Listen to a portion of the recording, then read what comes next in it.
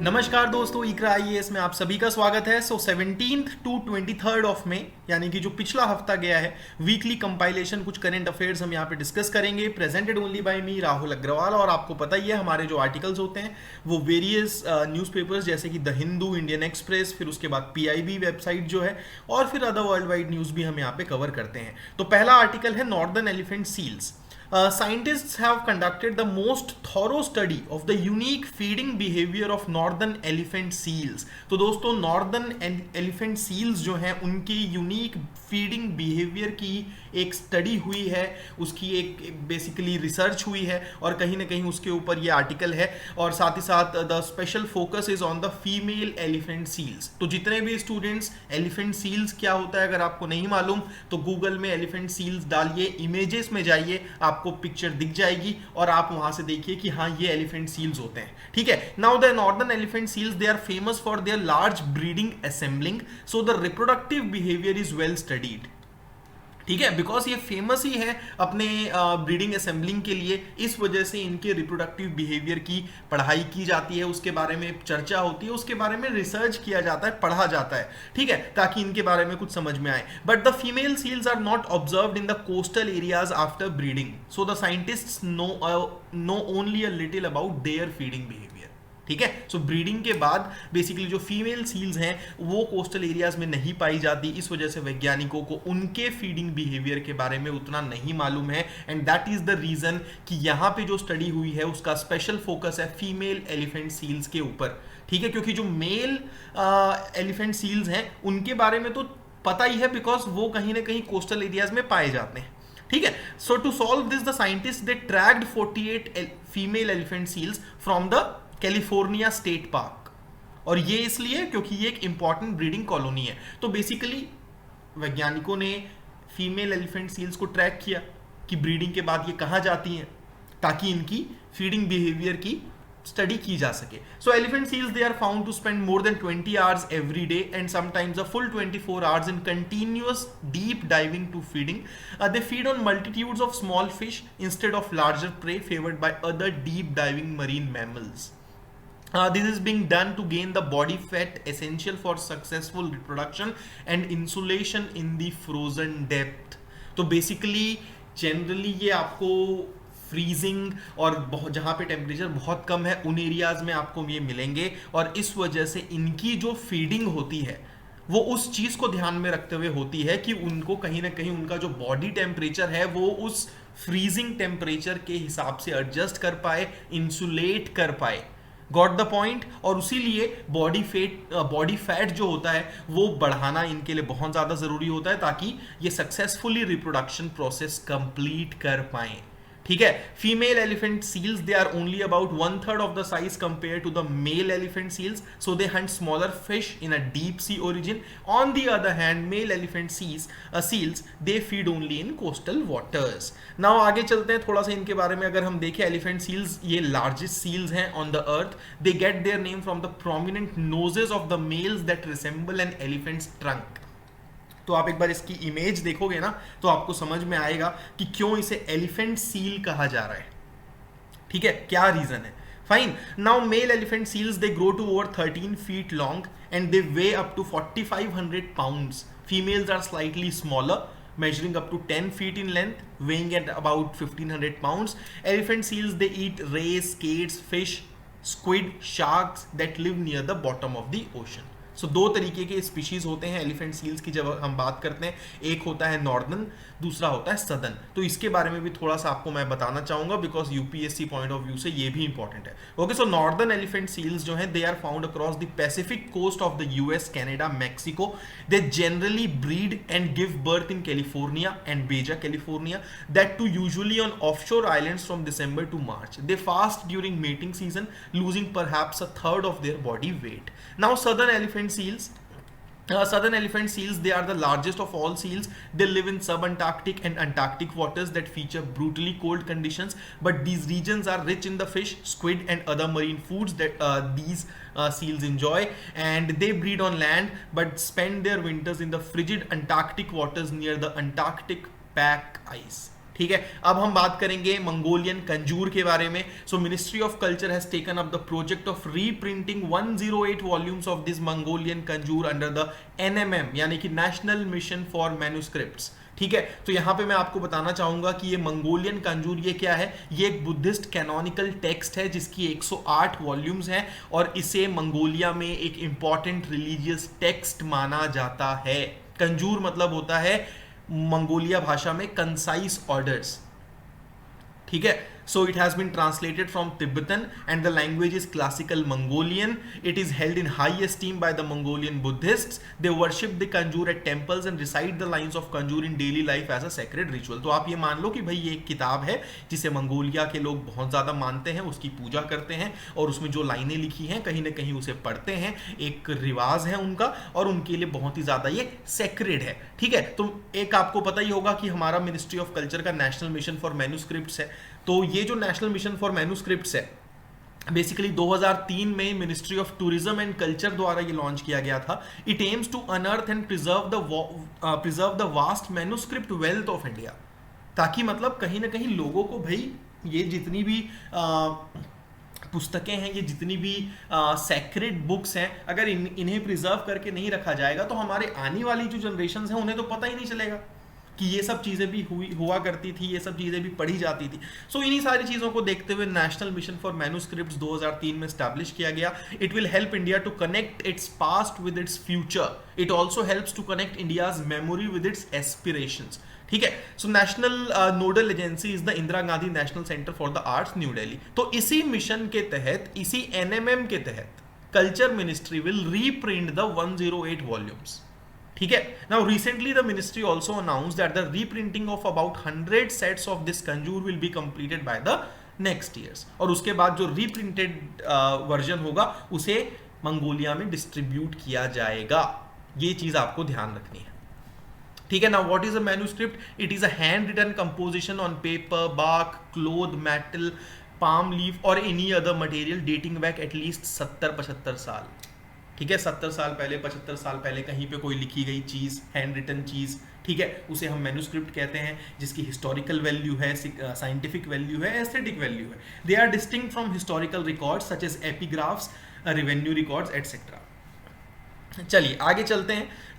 Protein antibody conjugates या फिर PACs. So a team of researchers at the University of Massachusetts Amherst Institute for Applied Life Sciences has developed a nano particle. और ये जो nano particle है इसका potential होगा to revolutionize disease treatment including cancer. ठीक है, so it is based on a method known as PAC यानी कि प्रोटीन एंटीबॉडी कॉन्जुगेट. देखो जितने भी स्टूडेंट्स बेसिकली साइंस से जिनका ताल्लुक नहीं है, जिन्होंने बेसिकली साइंस उतना नहीं पढ़ा है, अगर आप ये सोचते हैं कि सर इतनी ज़्यादा डीप डिटेल में जाके हम कैसे इन सब चीज़ों को याद रखें, पढ़ें, तो दोस्तों आपको एक चीज़ याद रखना है कि UPSC में आपको रिसर्च नहीं करनी है. UPSC में आपको हर एक चीज़ की पोस्टमार्टम वाली पढ़ाई नहीं करनी. आपको बस थोड़ा बहुत नॉलेज होना चाहिए, आपको पता होना चाहिए कि हाँ भाई कोई एक प्रोटीन एंटीबॉडी कॉन्जुगेट नाम का मेथड चल रहा है और उसके हिसाब से कहीं ना कहीं डिजीज ट्रीटमेंट को और ज़्यादा अच्छा किया जाएगा आने वाले समय में.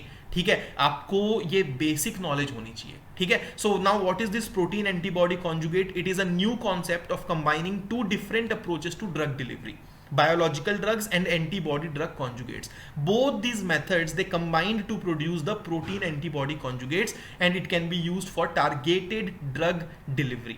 They are used for antibody directed delivery of protein to specific cells and it ensures the precise and effective delivery of drugs to specific cells, and hence this method could have an impact on treating diseases like pancreatic cancer. ठीक है, तो ये चीज़ थोड़ा सा आप ध्यान रखें. उसके बाद आगे चलते हैं. अगर हम बायोलॉजिकल ड्रग्स की बात करें, biologics, so basically it's a product that is produce from living organisms, bio, ठीक है, और contains components of living organisms. They can be composed of sugar, protein, nucleic acid और complex combinations of this substances. They work by targeting a defective protein in the system by delivering protein to it. For example, in case of insulin treatment, if a person is short of insulin, then he or she will get an insulin shot to balance the system. तो ये तो simple सी बात है, आपको insulin का पता ही है, ठीक है. Conventional drugs, they are made from chemical processes to create the active ingredient compound in a traditional lab. On the other hand, a biologics drug is defined as a drug derived from living cells. They are not chemically manufactured. तो ये बहुत बड़ा एक difference है, ठीक है. अगर हम कन्वेंशनल ड्रग्स की बात करें जो कि केमिकल प्रोसेस से बनता है, तो उसमें लैब की इंग्रेडिएंट्स यूज होंगी, उसमें किसी भी तरीके का कोई लिविंग सेल नहीं होगा, किसी भी तरीके का कोई लिविंग ऑर्गेनिज्म नहीं होगा, वो केमिकली मैन्युफैक्चर्ड होंगे. जबकि जो बायोलॉजिक ड्रग्स हैं, they are not chemically manufactured, ठीक है. ये चीज आपको ध्यान रखनी है, ये तो आपको पता ही है, nothing to explain here. Then उसके बाद अगर हम बात करें तो एंटीबॉडी ड्रग कॉन्जुगेट्स की अगर मैं बात करूं, they are a class of biopharmaceutical drugs designed as a targeted therapy for treating diseases like cancer and unlike chemotherapy these are intended to target and kill tumor cells while sparing healthy cells, and it's a protective protein produced by the immune system in order to attack antigens. चलिए, Goa maritime symposium 2021 virtually host किया गया था Indian navy द्वारा, और ये basically जो host किया जा रहा है, it is under the banner of, under the aegis of Naval War College Goa. तो ये आपको पता होना चाहिए कि नेवल वॉर कॉलेज कहाँ लोकेटेड है, पहली चीज. नाउ इसका मकसद क्या है, ये मैरीटाइम सिंपोजियम का एम क्या है? It aims to build capacity amongst the Indian Ocean region navies to tackle emerging common maritime threats. Naval representatives from 13 Indian Ocean littoral countries participated. कौन कौन से? बेसिकली आपको पता ही है, अगर हम इंडियन ओशन रीजन की बात करते हैं तो जो कंट्रीज बेसिकली जिनके कोस्टल रीजन इंडियन ओशन से कहीं ना कहीं वॉश होते हैं, उन्हें हम इंडियन ओशन लिटोरल कंट्रीज कहते हैं. तो उसमें इंडिया आ गया, बांग्लादेश है, कोमोरोज है, Indonesia, Madagascar, Malaysia, Maldives, Mauritius, Myanmar, Seychelles, Singapore, Sri Lanka and Thailand. Okay, यानी कि इधर के आसपास की कंट्री और फिर इधर के आसपास की कंट्री, और यहाँ श्रीलंका एंड ऑल, इधर फिर मालदीव्स. तो ये सारा कुछ जो है, ये इन कंट्रीज ने इसमें पार्टिसिपेट किया था. थीम क्या था? Theme is maritime security and emerging non traditional threats, a case for proactive role for IOR navies. Now Indian Ocean की अगर मैं बात करूं, it is the third largest of the world oceanic divisions. It covers 19.8% of the water on earth surface. Okay, it is bounded by Asia to the north, Africa to the west, Australia to the east. The Indian Ocean has some large marginal or regional seas such as Arabian Sea, Lakshadweep Sea, Somali Sea, Bay of Bengal, Andaman Sea. तो ये तो आप Atlas से आसानी से देख सकते हैं. Then cyclone टॉकचाई जो था, तोकते अलग अलग इसे प्रोनाउंस किया गया. बेसिकली इसका नाम म्यांमार द्वारा दिया गया है. आपको पता ही है, अलग अलग कंट्रीज जो है अल्टरनेटली नाम इसका देती हैं. It means gecko, a highly vocal lizard in the Burmese language. Okay, so म्यांमारी भाषा में बेसिकली इसे तोकताई कहते हैं. So the cyclone has left a trail of destruction. आपको पता ही है किस तरीके की तबाही महाराष्ट्र में खास करके मचाई इस पर्टिकुलर साइक्लोन ने. और उसके अलावा अगर हम देखें, typically tropical cyclones in the northern Indian Ocean region develop during the pre-monsoon and post-monsoon period. Okay, so May, June and October, November, they are known to produce cyclones of severe intensity that affect the Indian coasts. Okay, so अगर हम इसका classification देखें, it has weakened into a very severe cyclonic storm from the extremely severe cyclonic storm. ठीक है. और अगर हम Indian meteorological department की बात करें तो ये साइक्लोन्स को जो डिफाइन किया जाता है, क्लासीफाई किया जाता है कि कौन सा वेरी सीवियर है, कौन सा एक्सट्रीमली सीवियर है. ये क्लासिफिकेशन है on the basis of the maximum sustained surface wind speed, यानी कि MSW. ओके, सीवियर यानी कि 48 to 63 नॉट का MSW, वेरी सीवियर यानी कि 64 से 89, एक्सट्रीमली सीवियर यानी कि 90 से 119, और सुपर साइक्लोनिक मतलब कि 120 और मोर. ओके, एक नॉट मतलब कि 1.8 किलोमीटर पर आवर. सो 1.8 इंटू अगर आप 100 करोगे तो 180 होता है. ठीक है, तो आप यहाँ पे देख सकते हो एक्सट्रीमली सीवियर यानी कि 180 किलोमीटर पर आवर, और सुपर साइक्लोनिक में तो वो उससे भी ऊपर चला जाएगा. ठीक है, तो आप स्पीड का अंदाजा लगा सकते हो. So basically it is the fourth cyclone in consecutive years to have developed in the Arabian Sea, that too in the pre-monsoon period. And after cyclone Mekkanu in 2018 which struck Oman, cyclone Vayu in 2019 struck Gujarat, followed by cyclone Nisarg in 2020 that struck Maharashtra. And all these cyclones since 2018 have been categorized either severe cyclone or above. Now, Arabian Sea becoming hotbed of cyclones. Annually, 5 cyclones on average form in the Bay of Bengal and the Arabian Sea combined. Of these, 4 develop in the Bay of Bengal, which is warmer than the Arabian Sea. In 2018, while the Bay of Bengal maintained its average of 4 cyclones a year, the Arabian Sea produced 3 cyclonic storms. In 2019, the Arabian Sea overtook the Bay of Bengal with 5 cyclones to 3.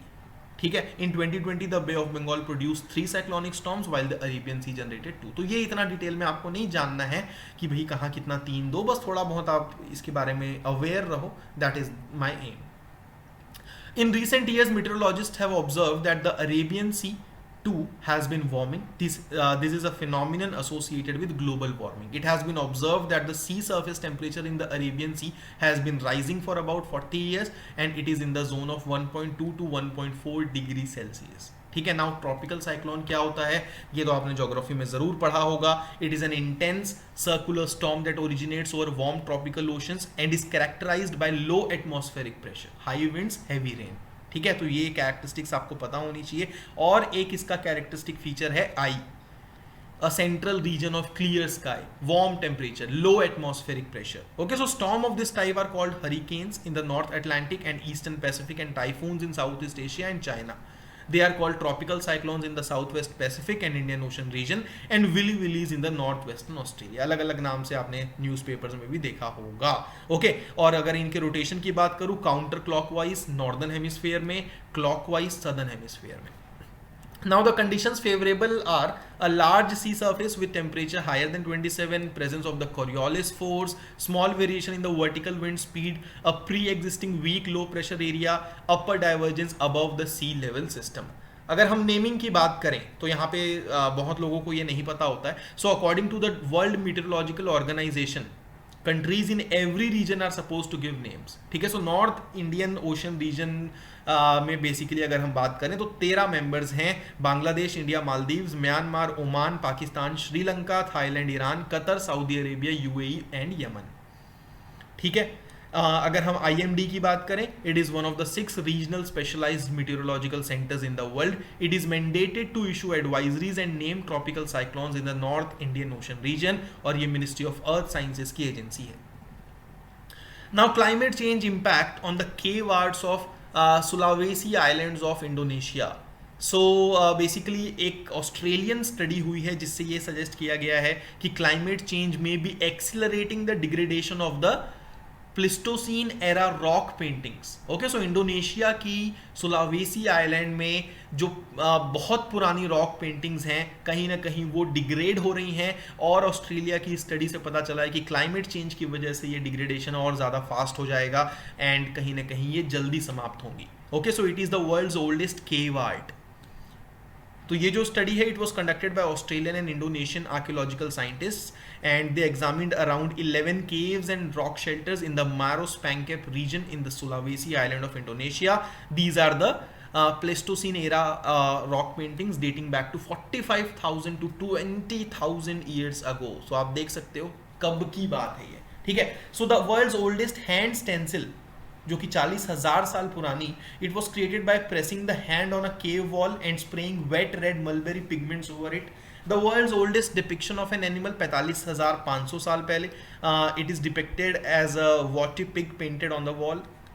And one of the caves contains what researchers describe as possibly the earliest known narrative scene in the prehistoric art depicting a hunting scene. ठीक है. अगर हम कुछ की findings देखें, salts on rocks. The researchers studied the flakes of rock that have begin to detach from cave surfaces. It found salts such as calcium sulphate and sodium chloride on 3 of the cave samples and these salts are known to form crystals on rock surfaces causing them to break. Change in temperature and humidity. The artworks made with pigments, they are decaying due to a process known as haloclasty. And it's a type of physical weathering caused by the growth of salt crystals. It occurs due to repeated changes in temperature, humidity caused by alternating wet and dry weather in the region. तो basically यहाँ पे यही बताया जा रहा है कि किस तरीके से क्लाइमेट चेंज से ये सारी जो चीज़ें हैं, ये जो आर्ट वर्क्स हैं वो डिग्रेड होंगी.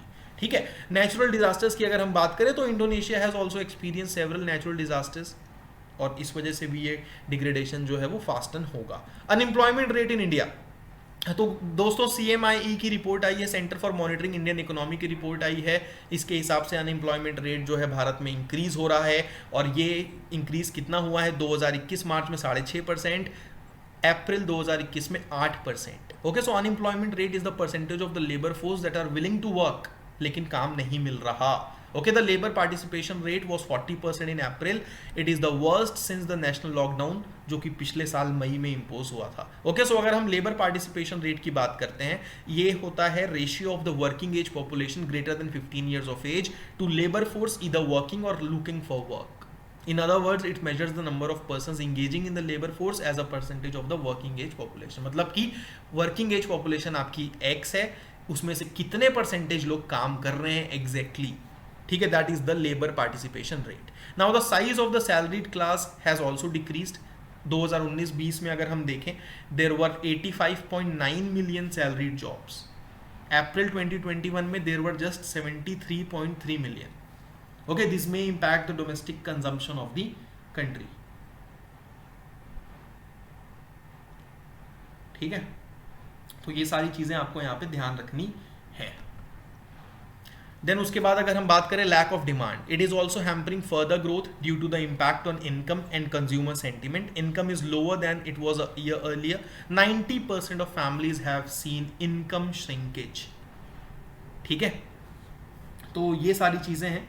और CMI के बारे में आपको मैं बताना चाहूंगा, it is a privately owned and professionally managed company जिसका हेडक्वार्टर मुंबई में है।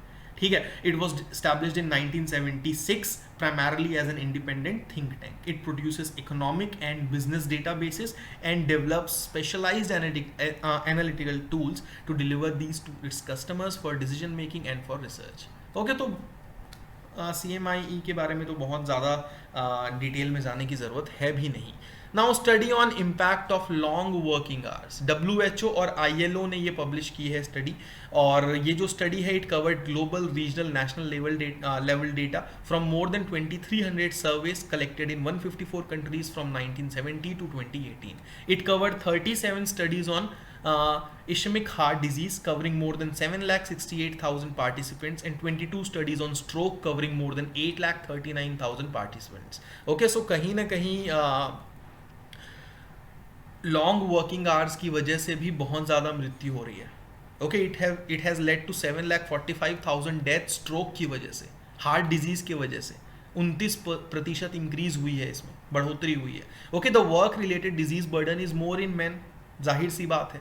ठीक है, अगर हम रीजन वाइज देखें, so people living in the western Pacific and South East Asia region and middle age और older workers, they face the majority of deaths. अगर हम एज वाइज देखें, most of the death recorded they were among people dying 60 to 79 who had worked for 55 hours or more per week between the age of 45 and 74. तो ये सारी चीज़ें हैं।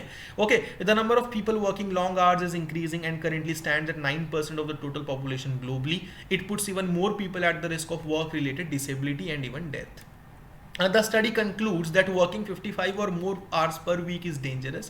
It is associated with an estimated 35% higher risk of a stroke and 17% higher risk of dying from ischemic heart disease compared to working 35 to 40 hours a week. Okay, संवेदना helpline basically इसके बारे में discussion हमने पहले भी किया था हालांकि। So children impacted by the कोविड-19 pandemic, they are being provided the tele counselling through this Samvedana. इसका फुल फॉर्म है sensitising action on mental health vulnerability through emotional development and necessary acceptance. ये एक टोल फ्री हेल्पलाइन नंबर है जिसका main मकसद क्या है, जो कोविड-19 से अफेक्टेड बच्चे हैं उन्हें इमोशनल सपोर्ट प्रोवाइड करना, साइकोलॉजिकल फर्स्ट एड प्रोवाइड करना, and it is being provided by the NCPCR यानी कि national commission of child rights. Okay, it is available on a toll free number this. It is exclusive for children who are willing to talk and are in need of counseling. It is provided to children under 3 categories. पहला, वो बच्चे जो कि quarantine, isolation या फिर Covid care centres में हैं। दूसरे, वो बच्चे जिनके पेरेंट्स कोविड पॉजिटिव हैं या फिर फैमिली मेम्बर्स कोविड पॉजिटिव हैं। और तीसरा, वो बच्चे जिन्होंने अपने पेरेंट्स को लूज़ किया है इस पैंडेमिक में। NCPCR को 2007 में स्टैब्लिश किया गया था under the protection of child rights act 2005। Ministry of women and child development के एडमिनिस्ट्रेटिव कंट्रोल के अंडर ये आता है। ठीक है. It aims to ensure that all laws, policies, program, administrative mechanisms, they are in accordance with the child rights perspective as put forward in the constitution and also the UN convention on the rights of the child. Now World Wildlife Fund report on snow leopard. Okay, WWF ने ये release की है report और इसका title क्या है, over 100 years of snow leopard research, a specially explicit review of the state of knowledge in the snow leopard range. ठीक है. The report provides a comprehensive overview of research carried out across the snow leopard range. It also identifies gaps, ठीक है, जिन्हें address करना पड़ेगा अगर हमें snow leopard conservation करना है. तो इस पर्टिकुलर स्टडी से, रिपोर्ट से ये पता चला है कि भाई कहीं ना कहीं 1970 से ये स्टडी शुरू हुई है and it continue to increase exponentially. Okay, however just 4 hotspots have been researched so far, और ये जो 4 हॉटस्पॉट्स हैं they constitute less than 23% of the snow leopard range, hence more than 70% of the habitat of the species spanning over 12 Asian countries remain unresearched. Okay, this species of leopard lives in rugged terrain, some of the harshest landscapes on the planet, therefore it possesses significant logistical challenges. Nepal, India, China, they had conducted the most snow leopard research followed by Mongolia and Pakistan. Okay, so इनका अगर हम IUCN status देखें, vulnerable है, appendix 1 CITES में covered है और साथ ही साथ हमारे WPA के 1972 के शेड्यूल 1 में भी ये कवर्ड है. It is also the state animal of Himachal Pradesh. Okay, it lives at high altitudes in the steep mountains of central southern Asia where the climate is extremely cold. साथ ही साथ they also act as an indicator. Okay, mountain ecosystem की health के indicator के रूप में भी ये एक्ट करते हैं, सो इन्हें इंडिकेटर स्पीशीज भी कहा जाता है. ठीक है. साथ ही साथ they are the top predator in the food web और 12 रेंज कंट्रीज में पाए जाते हैं, Afghanistan, Bhutan, China, India, Kazakhstan, Kyrgyzstan, Mongolia, Nepal, Pakistan, Russia, Tajikistan and Uzbekistan. India में अगर हम बात करें, they inhabit the higher Himalayan, trans Himalayan landscape in the states UT of Jammu Kashmir, Himachal Pradesh, Uttarakhand, Sikkim and Arunachal. Then उसके बाद स्वामी फंड, स्वामी यानी कि special window for affordable and mid income housing, Bharat सरकार ने बेसिकली कंप्लीट किया है it's first residential project in Mumbai. ठीक है. सो भारत सरकार का ये जो स्वामी फंड है, इसने मुंबई का पहला रेसिडेंशियल प्रोजेक्ट कंप्लीट किया है. It's a government backed investment fund जो कि 2019 में सेटअप किया गया था. It was form to provide relief to developers that require funding to complete a set of unfinished projects. It will also ensure the delivery of homes to the home buyers.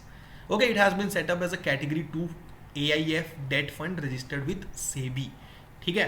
So the investment manager of the fund is SBI cap ventures. इसके बारे में इतना detail में जाने की जरूरत नहीं है, आपको पता होना चाहिए कि the sponsor is the secretary department of economic affairs on behalf of the Indian government. Okay, तो जो फंडिंग होगी वो उन प्रोजेक्ट्स को बेसिकली प्रोवाइड की जाएगी जो कुछ क्राइटेरिया फुलफिल करेंगे, जैसे कि stalled for lack of adequate funds, affordable middle income category, net worth positive projects, RERA registered. Alternative investment fund are defined as the basically they are defined under the SEBI regulations 2012. It refers to any privately pooled investment fund established or incorporated in India for investing it in accordance with a defined investment policy. It's a financial asset that does not fall into one of the conventional equity income cash categories. साथ ही साथ यहाँ पे मैं आपको ये भी बता दूं कि AIF it does not include funds covered under the SEBI regulations 1996, SEBI regulations 1999 or any other regulation to regulate management activities. Basically अलग अलग कैटेगरीज होती हैं. कैटेगरी 1 की अगर हम AIF की बात करें, under this the funds are mainly invested in startups, SMEs और any other sector which government considers economically and socially viable. Examples include venture capital fund, social venture fund, infrastructure fund etcetera. Category 2 में basically funds that are invested in equity securities and debt securities, they do not fall in category 1 and 3. They do not undertake leverage or borrowing other than to meet day-to-day operational requirements. Category 3 की अगर हम बात करें, okay, the funds are invested with a view to make short-term return. The companies employ diverse or complex trading strategies and they may also employ leverage including through investment in listed or unlisted derivatives. Example includes the PIPE funds, hedge funds. National Archives of India, ये news में इसलिए था because a group of archivists and scholars they have called for transparency in the proposed demolition of annexes that form part of the National Archive of India in order to make way for the Central Vista project. ठीक है। तो basically central Vista project के लिए काफ़ी कुछ तोड़ फोड़ मचाई जा रही है, आपने देखी होगी बहुत सारी फोटोज़ और वीडियोस। तो नेशनल आर्काइव्स ऑफ इंडिया, ठीक है, NAI, जो कि कस्टडियन है, आपको पता है किस चीज़ का कस्टडियन है, नॉन करेंट रिकॉर्ड्स का, ठीक है, ऑफ इंड्यूरिंग वैल्यू। तो कहीं ना कहीं जो भी वहाँ पे डिमोलिशन हो रहा है, आर्किविस्ट और स्कॉलर्स चाहते हैं कि उसमें ट्रांसपेरेंसी होनी चाहिए ताकि पता चले क्या क्या हुआ क्या नहीं हुआ। Okay, so it was originally established as the imperial record department in 1891 in Calcutta, और बाद में इसे बेसिकली ट्रांसफर किया गया जब न्यू दिल्ली हमारी राजधानी बनी। Okay, so it functions as an attached office of the Department of Culture under the Ministry of Culture. It is the biggest archival repository in South Asia. It has a vast corpus of records, with public records, oriental records among others, which constitute an invaluable source of information.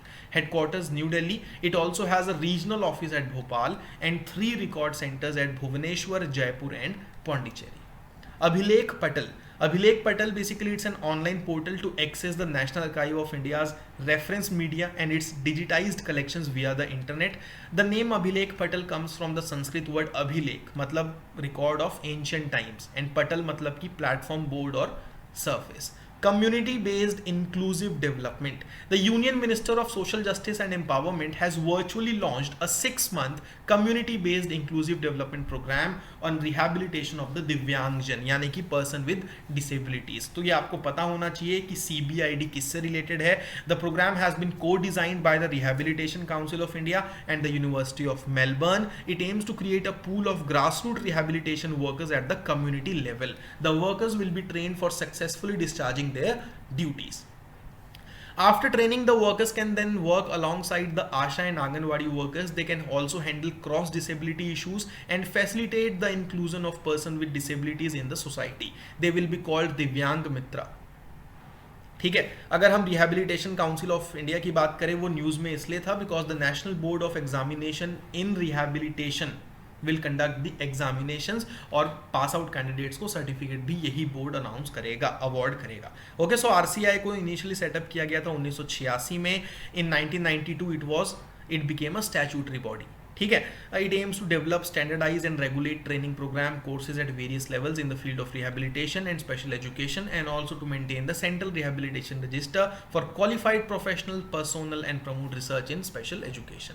Now दोस्तों, IPL चल रहा है fungus का भी, तो black, white, yellow, मैंने तो cream भी सुना है। तो वाइट फंगस के केसेस बेसिकली बिहार में और कई अलग अलग जगह से सुनाई दिए हैं। वाइट फंगस, इसे कैंडिडियासिस भी कहा जा रहा है। It's a type of fungal infection caused by east called candida. Okay, it normally lives on the skin and inside the body in places such as mouth, throat, gut without causing any problems. However, it can cause infections if it grows out of control or if it enters deep into the body. ठीक है, symptoms की अगर हम बात करें, it depends on the area affected, and most infections they result in minimal complications such as redness, itching, discomfort, etc. It may prove fatal also, जान भी जा रही है इससे कहीं ना कहीं जगह।